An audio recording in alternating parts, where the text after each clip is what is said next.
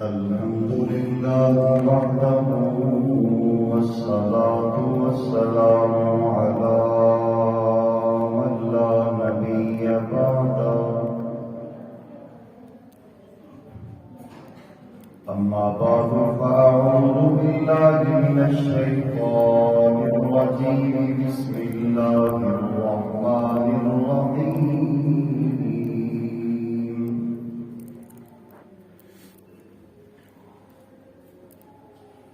هو الذي أرسل رسوله بالهدى ودين الحق ليظهره على الدين كله ولو كره المشركون.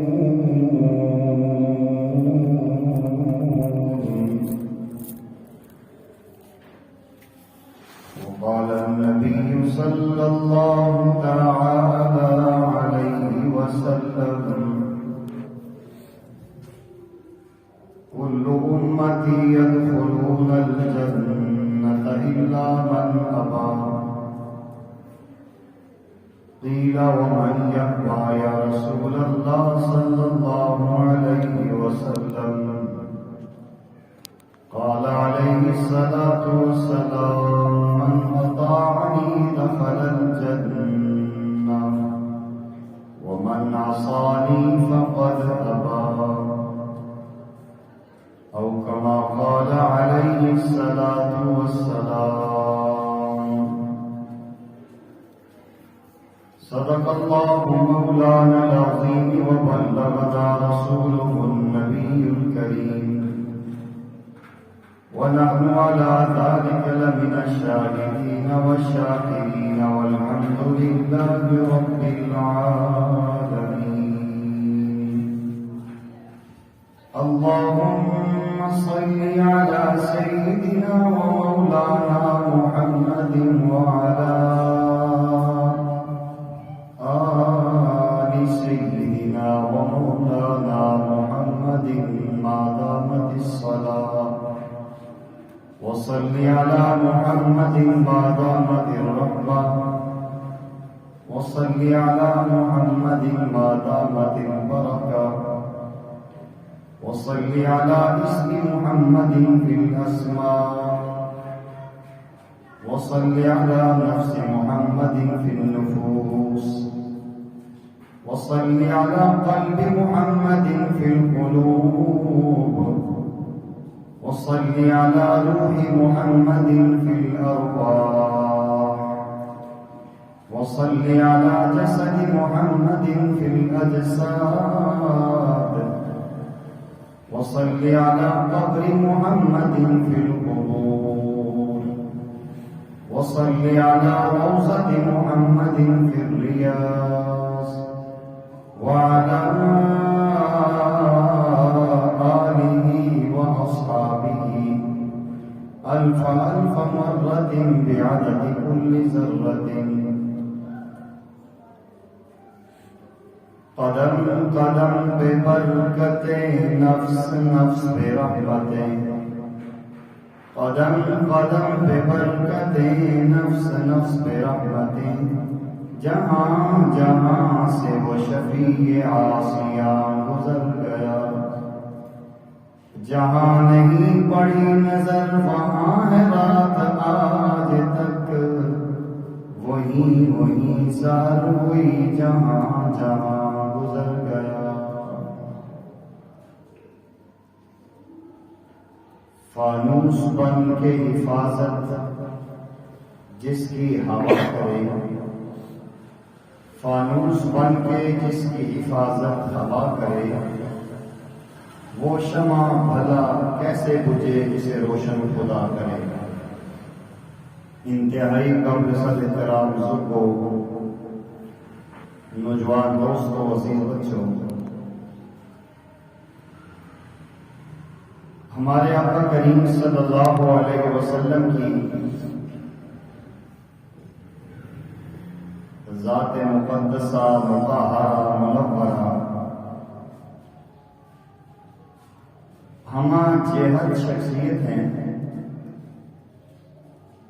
آپ صلی اللہ علیہ وسلم کی زندگی مبارک اسوہ حسنہ کے جس بھی پہلو کو اہل ایمان دیکھتے ہیں وہ اتنا اور عمدہ اور بہترین ہوتا ہے کہ انسان اسی پہلو میں ہی کھو جاتا ہے۔ آج یہ ہم مسلمان نوجوانوں کی بدنصیبی ہے کہ پیارے آقا کریم صلی اللہ علیہ وسلم کی امت میں پیدا ہونے کے باوجود نبی مہربان صلی اللہ علیہ وسلم کا عشق اور محبت دل میں رکھنے کے باوجود آج ہم آقا کریم صلی اللہ علیہ وسلم کی شخصیت سے، آپ کی سیرت سے ہم نابلد ہیں، ہمیں اندازہ نہیں ہے اور ہمیں پیارے آقا صلی اللہ علیہ وسلم کے اسوہ حسنہ کا پتہ نہیں ہے۔ جو بھی آپ کا سچا غلام امتی آپ کی سیرت کو پڑھتا ہے، آپ کے اسوہ حسنہ کو پڑھتا ہے، اس کی زندگی انقلابی بن جاتی ہے، کیونکہ ہمارے آقا کریم صلی اللہ علیہ وسلم خود ایک انقلابی پیغمبر ہیں۔ آپ دنیا میں تشریف لائے اور آپ کے آنے سے دنیا کا نقشہ بدلا، ایسا انقلاب آیا کہ دنیا اس پہ رش کرنے لگی۔ یہی سب سے بڑا کمال انسان میں ہوتا ہے کہ اس کے آنے کے بعد سوسائٹی بدل جائے، زندگی گزارنے کے طور طریقے بدل جائیں، انسانوں کے قلوب و اذہان اللہ اور اس کے رسول کی محبت سے معطر اور منور ہو جائیں۔ ہمارے آقا کریم صلی اللہ علیہ وسلم کائنات میں اللہ جل جلالہ کے بعد سب سے بڑی ذات اور سب سے بڑی شخصیت ہے۔ آپ کو جہاں رحمت للعالمین کا یہ لقب ملا ہے، جہاں آپ کو پیارے آقا کریم علیہ السلام کو اللہ جل جلالہ کا محبوب ہونے کا شرف ملا ہے، وہاں آپ امام الانبیاء بھی ہیں، آپ سید الکائنات بھی ہیں، آپ اخلاق میں سب سے اعلیٰ ہیں، وَإِنَّكَ لَعَلَىٰ خُلُقٍ عَظِيمٍ۔ آپ شفقت اور محبت میں اتنا زیادہ ہیں کہ قرآن نے آپ کو رؤوف الرحیم کہا ہے۔ انہی میں امام الانبیاء صلی اللہ علیہ وسلم کی ایک شخصیت، ایک انقلابی پیغمبر بھی ہے۔ ہمارے آقا کریم صلی اللہ علیہ وسلم جس وادی پہ تشریف لاتے ہیں، جہاں آپ کو بھیجا جاتا ہے، مکہ کی وادی ہے۔ عرب کے اندر آپ تشریف لاتے ہیں تو عرب کی چاروں جہتیں اور چاروں طرفیں اللہ جل جلالہ کی نافرمانی پہ کمر بستہ ہے۔ ایک طرف فارس ہے جہاں آتش پرستی، سورج پرستی، ستارہ پرستی عروج پہ ہے،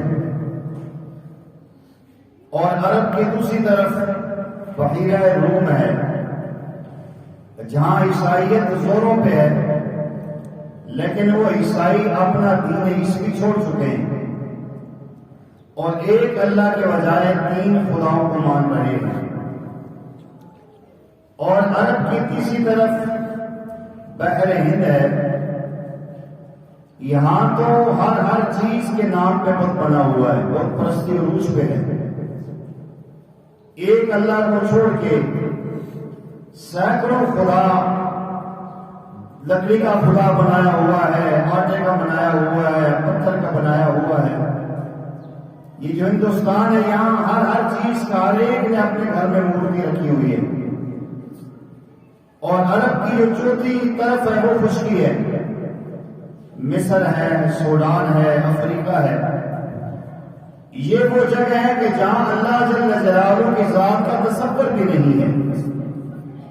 ان چاروں طرفوں سے گری ہوئی زمین درمیان میں عرب کی ہے۔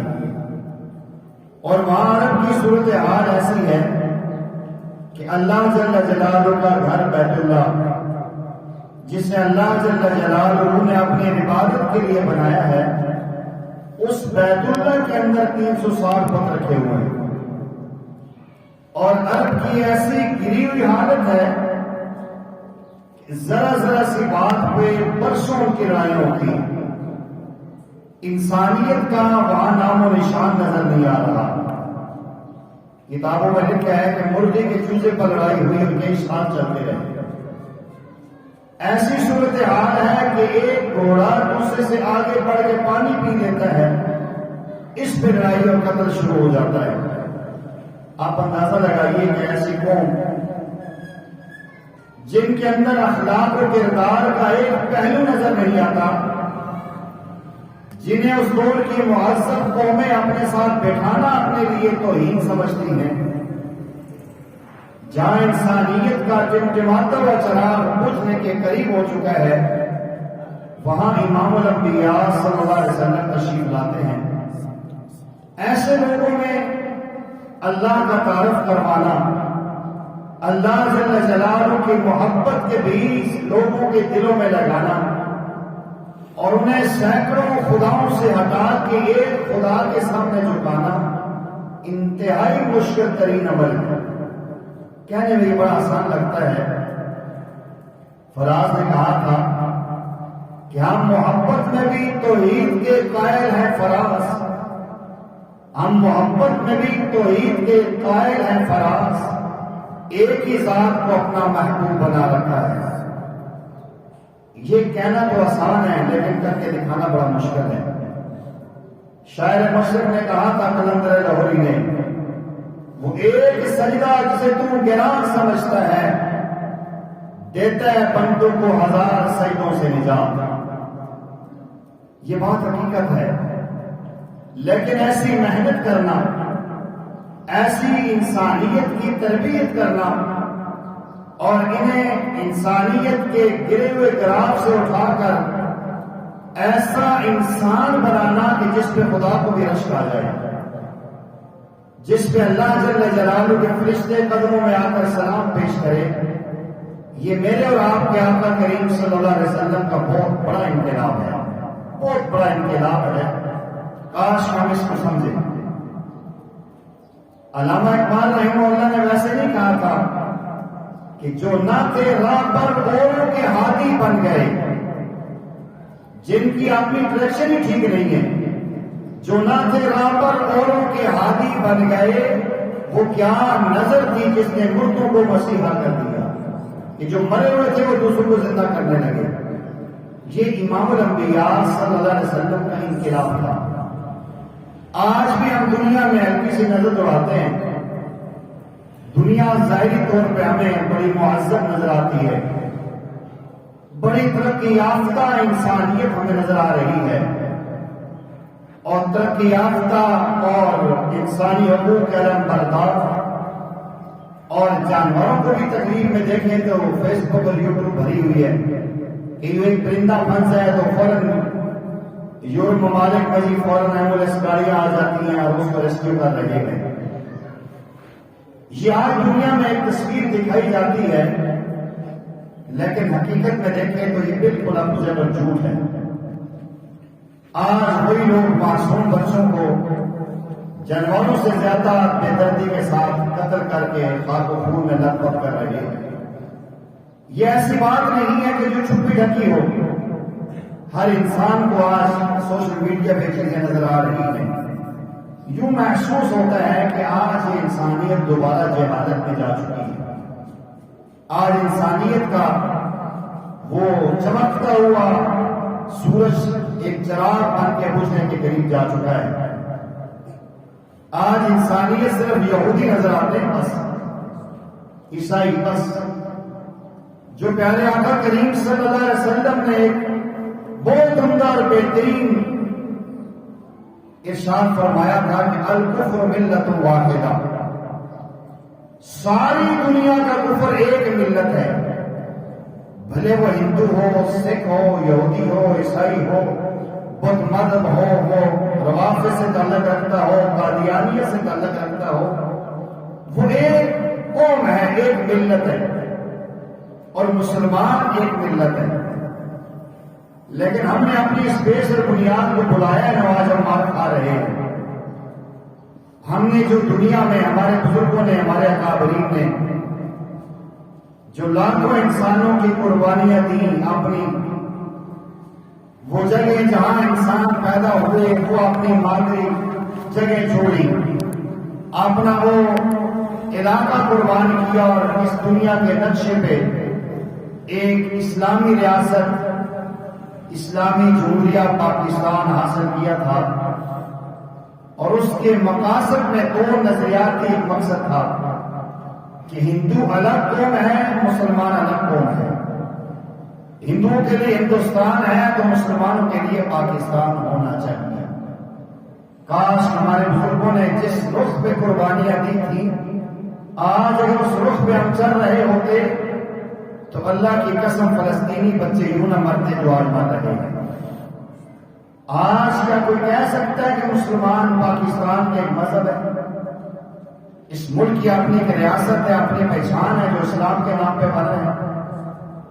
اسلام تو یہ سکھاتا ہے، اسلام کے خلیفہ ثانی یہ کہتے ہیں اگر دریائے دجلہ کے کنارے ایک بھوکا اور پیاسا کتا مر گیا، عمر اللہ نے تجھ سے بھی اس کا پوچھنا ہے۔ اگر یہ اسلامی ملک ہوتا اور اسلامی نظام ہوتا، آج یہ نہ کہا جاتا کہ فلسطین والوں معاف کر دینا، ہم تو تمہارے حق میں آواز نہیں اٹھا سکتے، کل قیامت کے دن پیارے آقا کے سامنے رسوا نہ کرنا۔ یہ جملہ کہنا اس بات کی غمازی کرتا ہے اسلام کی وہ ابھیاری نظر نہیں آتی۔ بہرحال نبی کریم صلی اللہ علیہ وسلم نے اپنے اخلاق و کردار سے، اپنی تعلیمات سے اور قرآن کے انوارات سے اس بگڑے ہوئے معاشرے کو بدلا، جس معاشرے کو نبی پاک صلی اللہ علیہ وسلم کے آنے سے پہلے دور کو کیا کہتے ہیں، کسی کے نام میں دور جاہلیت کا دور۔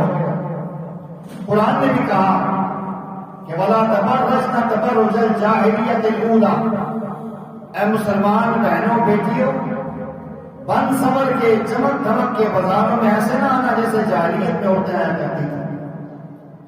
وہ زمانہ ایسا ہے، کردار و افکار و سوچ و فکر ایسی ہو چکی ہے کہ انسان خون کا پیاسے اپنے دوسرے انسان کا، وہ جاہلیت کا زمانہ ہے۔ امام الانبیاء صلی اللہ علیہ وسلم آئے، آپ نے بڑی قربانیاں دی۔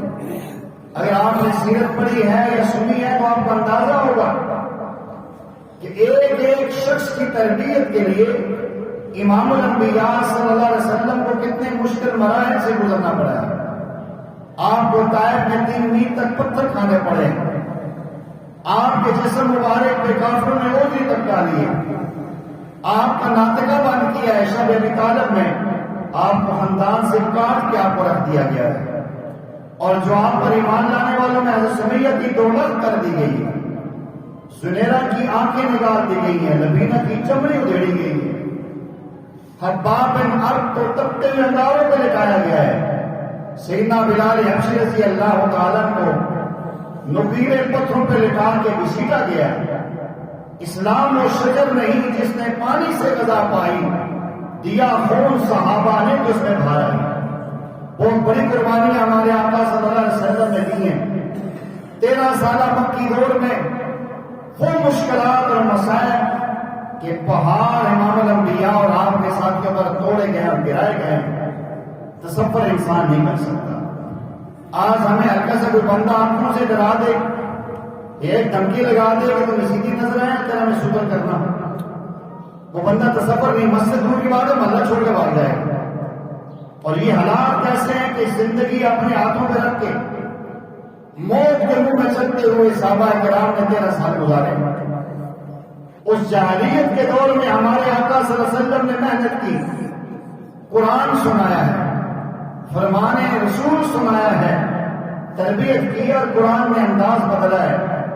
پیارے آقا کریم علیہ السلام فرماتے ہیں خیر القرون قرنی، اب میں جس زمانے میں ہوں کائنات کا سب سے بہترین زمانہ ہے۔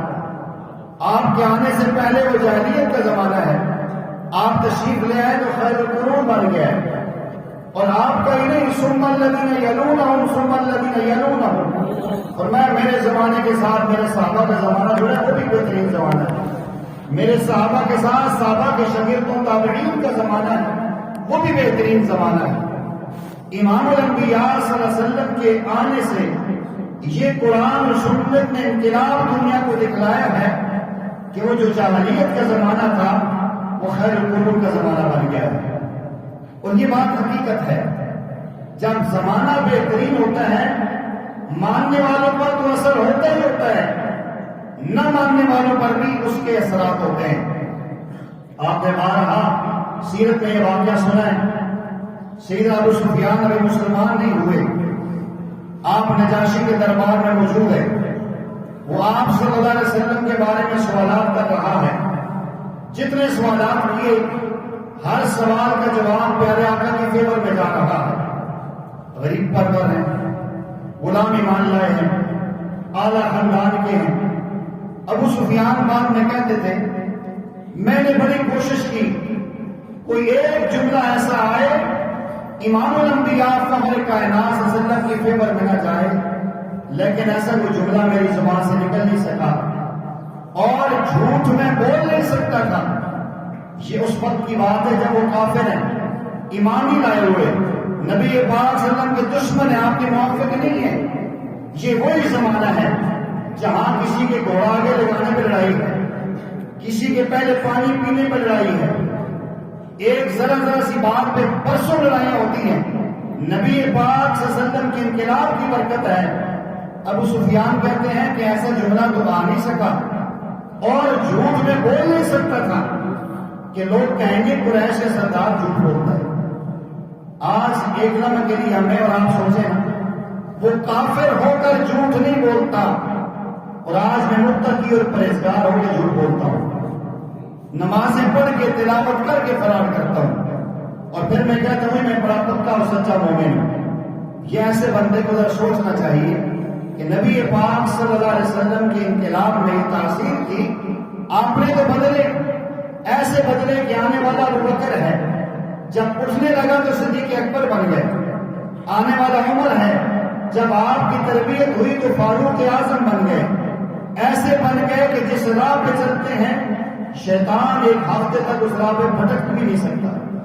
آنے والے عثمان ہیں، جب اٹھے تو ذوالنورین بن گئے، آنے والے علی ہیں، جب اٹھے تو فاتح خیبر شیر خدا بن گئے، آنے والے ابو ہریرہ ہیں، جب تربیت ہوئی تو محدث اعظم الامہ بن گئے، اس امت کے حدیث کے محدث بن گئے، آنے والے عبداللہ ابن مسعود ہیں، تربیت ہوئی انقلاب نے اپنا رنگ دکھایا، فقیہ عادل الامہ بن گئے، صحابہ میں مفتی بن گئے، آنے والے ابن عباس ہیں، تربیت انقلاب پیغمبر نے رنگ دکھلایا، آپ مفسر عادل الامہ بن گئے۔ آج بھی تفسیر عبداللہ ابن عباس مارکیٹ میں ملتی ہے، انہی کی آج کی تفسیر موجود ہے۔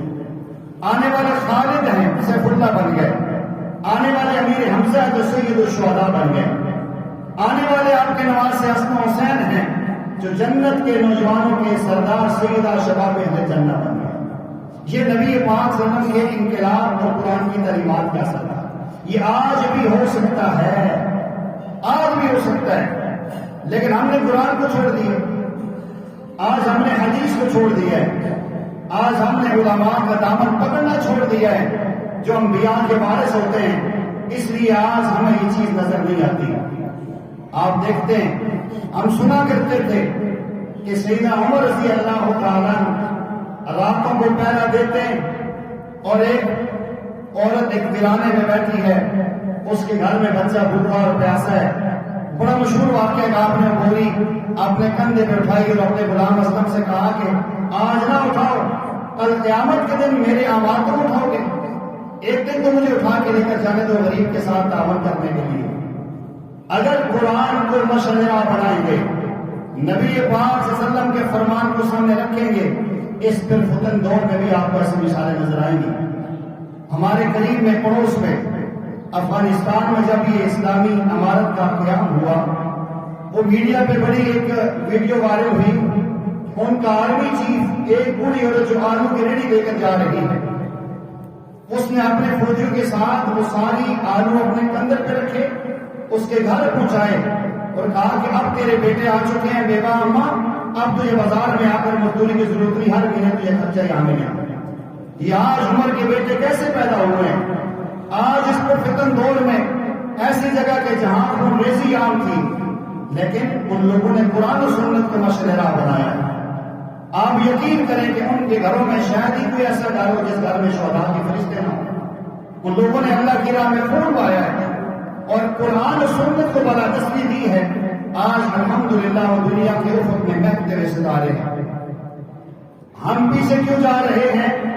ہمیں شکوہ تو اوپر کی سیٹوں پہ ہوتا ہے کہ فلاں فلاں بیٹھ گیا ہے، ہم اپنے اندر جا کے نہیں دیکھتے کہ یہ ساری ہماری اپنی کارستانیاں ہوتی ہیں۔ ہم نے قرآن کو پریورٹی نہیں دی، قرآن والوں کو ہم پروموٹ ہی نہیں کرتے، حدیث والوں سے ہمیں محبت ہی نہیں ہے۔ اگر قرآن و سنت کی بات ہو، دین اسلام کی بات ہو، ہمارے پاس ٹائم نہیں ہوتا۔ گانا موسیقی ہو، مجرا ہو تو وہاں گھنٹوں ہمارے وقت ضائع ہو جاتا ہے، اس کی پرواہ بھی نہیں ہوتی۔ اگر کہیں تھوڑی سی آواز اونچی اذان کی تقریر کی ہو جائے ہمارے کان پھٹتے ہیں، ساری رات کانوں پہ ڈگ بجتے رہے، گلیوں میں کسی کو پریشانی نہیں ہوتی۔ شکوہ موروں سے کرتے ہیں، ہم کبھی اپنی زندگی کے اندر غور کر کے دیکھیں تو آج بھی قرآن میں تاثیر موجود ہے، آج بھی نبی پاک صلی اللہ علیہ وسلم کے نظام میں انقلاب موجود ہے، لیکن ہمیں انقلابی پسند ہی نہیں۔ ہمیں اسی تصویر کو بار بار صاف کر کے رکھنا اور دیکھنا اچھا لگتا ہے۔ نبی پاک صلی اللہ علیہ وسلم تشریف لائے، جاہلیت کا زمانہ تھا، آپ کے آنے سے خیر القرون بنا۔ پیارے آقا کریم صلی اللہ علیہ وسلم کے آنے سے پہلے لوگ اللہ جل جلالہ کے ذکر سے غافل تھے، اللہ کا تصور بھی نہیں تھا، 360 بت رکھے تھے، لیکن انقلاب ایسا آیا، قرآن نے انوارات ایسے دیے۔ قرآن کہتا ہے ایسے لوگ ہیں الذین یذکرون اللہ قیاما وقعودا وعلی جنوبہم، وہ کھڑے ہیں تو اللہ کا ذکر کرتے ہیں، وہ بیٹھے ہیں اللہ کا ذکر کرتے ہیں، وہ لیٹے ہیں اللہ کا ذکر کرتے ہیں، وہ ہر حال میں اللہ جل جلالہ کے ذکر سے رب اللسان ہے۔ کیوں؟ کہ قرآن کو انہوں نے تھاما ہے، نبی پاک صلی اللہ علیہ وسلم کے فرمان کو چوما ہے اور نبی پاک صلی اللہ علیہ وسلم کی غلامی میں آئے ہیں، تو اللہ جل جلالہ کا تصور ان کے دلوں میں آیا ہے، اللہ نے کہاں تک پہنچایا ہے۔ آپ کے آنے سے پہلے ایک خدا کا نام لینا جرم تھا، جو ایک خدا کی بات کرے اسے مارا جاتا تھا، اسے پیٹا جاتا تھا، اسے سے سوشل بائیکاٹ کیا جاتا تھا، لیکن امام الانبیاء صلی اللہ علیہ وسلم نے ایسا انقلاب لایا، ایسا انسان جس کا کوئی حسب نسب نہیں، جس کے پاس پیسے کی ایک تھیلی نہیں، لیکن اللہ کے نبی صلی اللہ علیہ وسلم کی محبت میں ایسا رطب اللسان ہوا، اس کے سینے میں پتھر ہے اور اسے کافر مان رہا ہے امیہ، اور وہ ایک جملہ بولتا ہے احد احد احد، ایک اللہ ہے، ایک اللہ ہے، ایک اللہ ہے۔ تصور میں لا معبودی الا اللہ، لا مقصودی الا اللہ، لا محبوبی الا اللہ، لا الہ الا اللہ محمد رسول اللہ۔ یہ انقلاب ہے جو سیدنا بلال نے اپنے کردار سے دکھایا ہے۔ آج ہم بھی تو نبی پاک صلی اللہ علیہ وسلم کی امتی ہیں، آج ہم بھی اگر ایک احد کو مانتے ہیں، ہمیں اللہ جل جلالہ کا نام لینا چاہیے۔ اللہ جل جلالہ کے ذکر کے لیے ہم کتنا ٹائم نکالتے ہیں؟ ہر بندہ، ہر میرا مسلمان بھائی اور بہن جہاں تک میری آواز جا رہی ہے، سوچ کے دیکھیں دنیاوی باتوں کے لیے کتنا ہمارے پاس ٹائم ہوتا ہے، دنیا کے تبصروں کے لیے کتنا ٹائم ہوتا ہے۔ اللہ جل جلالہ کا نام لینا، مثلا قرآن کی تلاوت ہم کتنی کرتے ہیں، لا الہ الا اللہ کا ذکر ہم کتنا، ہمارے پاس ٹائم ہی نہیں ہے۔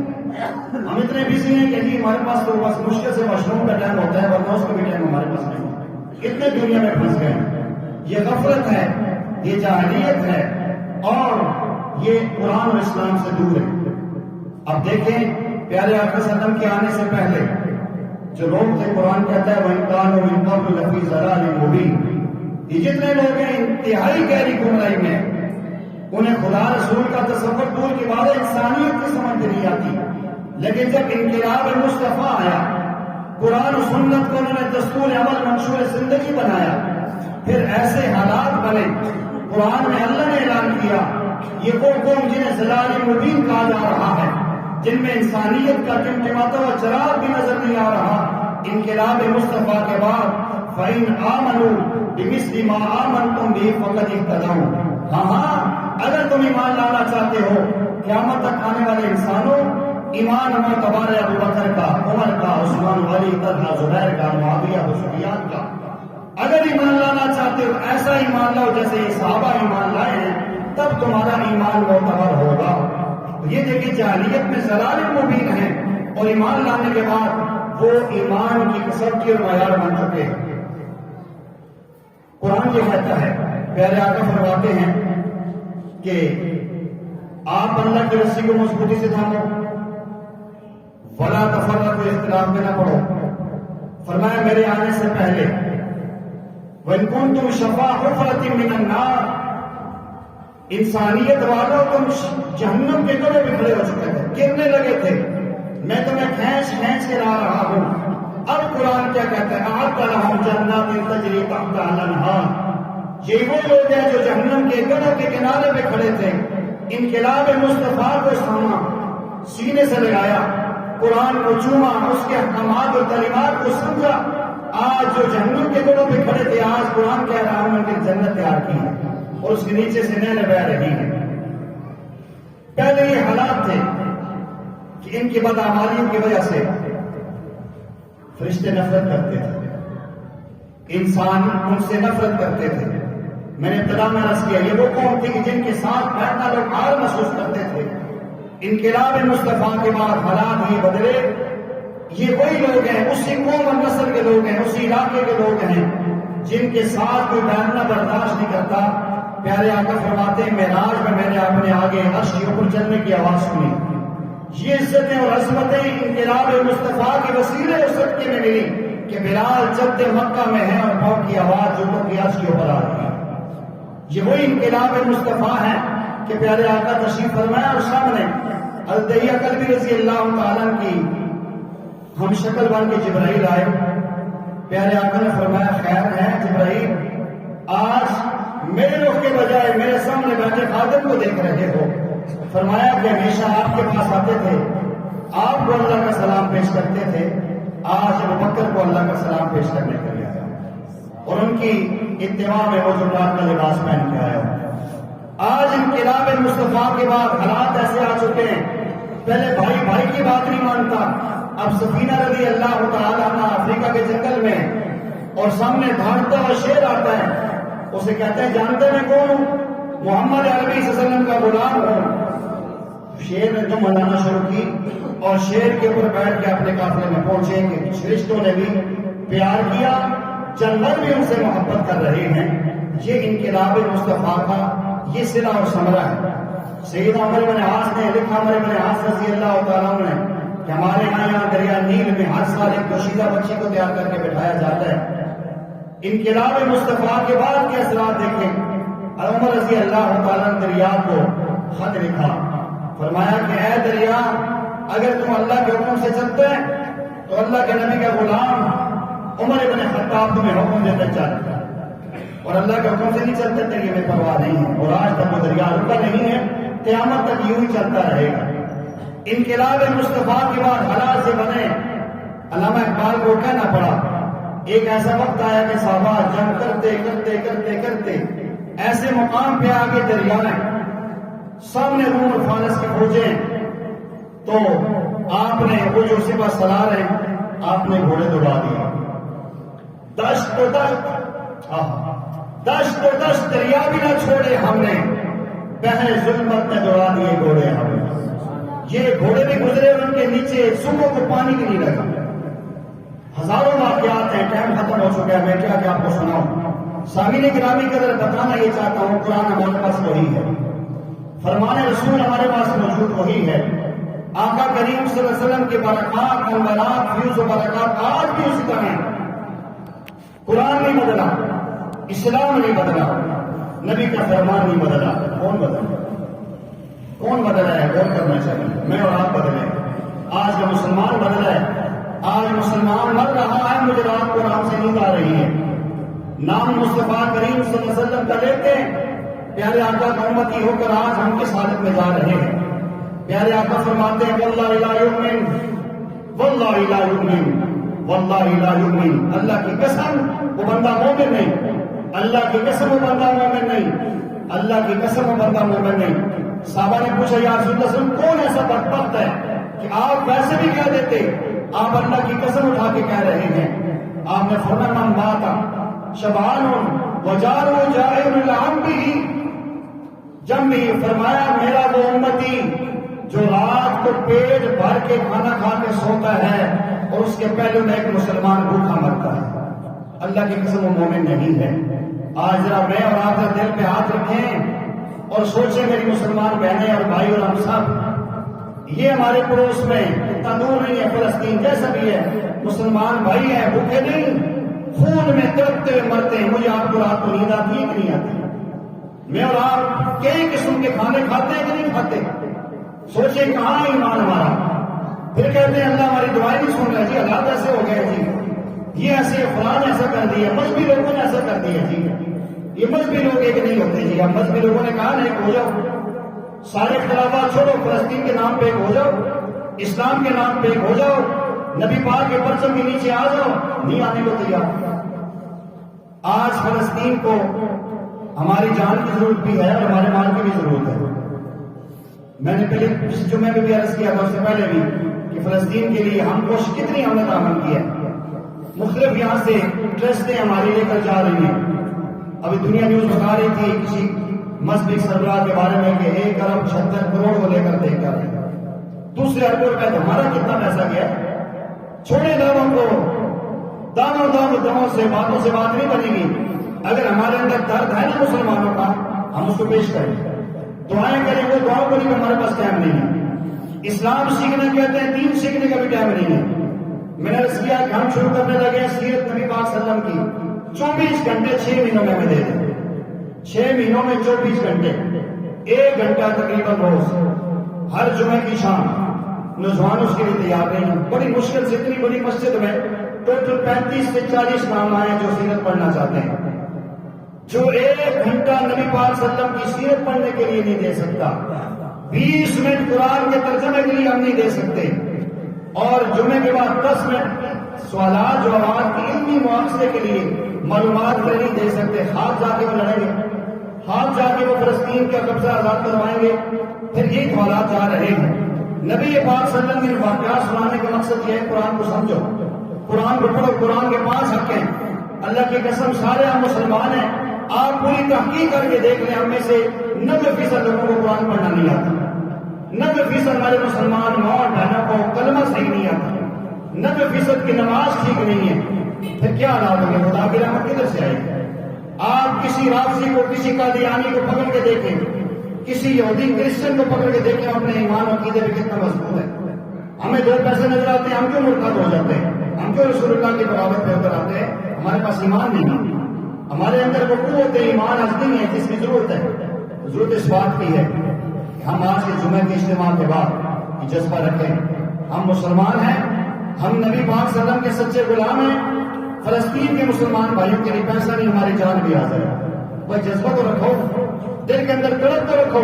نبی پاک صلی اللہ علیہ وسلم کا فرمان ہے، میں نے کچھ دن پہلے اپنے یوٹیوب چینل پہ ان کا ہاشمی نقشبندی پہ میں نے ریکارڈ بھی کیا ہے، پہلے آ کر فرماتے ہیں جو بندہ مرا اور اس کے نام اعمال میں جہاد کا تصور نہیں تھا، اس کا ایمان اور نام اعمال ناقص ہے۔ فرمایا من مات، جو مرا، پچھلے جمعے میں نے عرض کیا تھا، جس نے جہاد نہیں کیا، جہاد کرنے کا جذبہ بھی نہیں رکھا، مات علی شعبۃ من نفاق، فرمایا یہ منافقت کی موت مرا ہے۔ اب آپ کی اپنی مرضی ہے، منافقت کی موت مرنا چاہتے ہیں یا ایمان کی موت مرنا چاہتے ہیں؟ دل کے جذبہ تو رکھیں، اللہ سے دعائیں تو مانگیں۔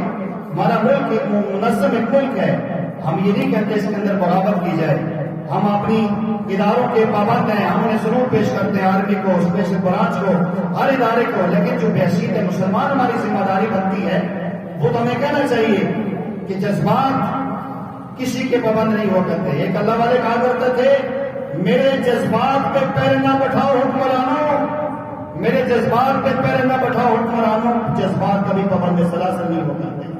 انسان کے ساتھ بیڑیوں اور ہتھکڑیوں میں جب لی جاتی ہے، جذبات اس کے گرفتار نہیں ہو سکتے۔ ہم جذبات کو کم از کم رکھیں، اللہ کے نبی کے دین کے لیے ہم قربانی دیں گے۔ امام مہدی علیہ السلام نے آنا ہے، انہوں نے اپنا ہمیں ساتھ دینا ہے، زندگی اندر جو میں اس میں انشاءاللہ میں گفتگو کروں گا۔ تو اللہ جل جلالہ سے دعا کرتے ہیں کہ اللہ تعالیٰ ہمیں قرآن و سنت کو فالو کرنے کی توفیق عطا فرمائے، نبی پاک صلی اللہ علیہ وسلم کے فرمان کو ترجیح دینے کی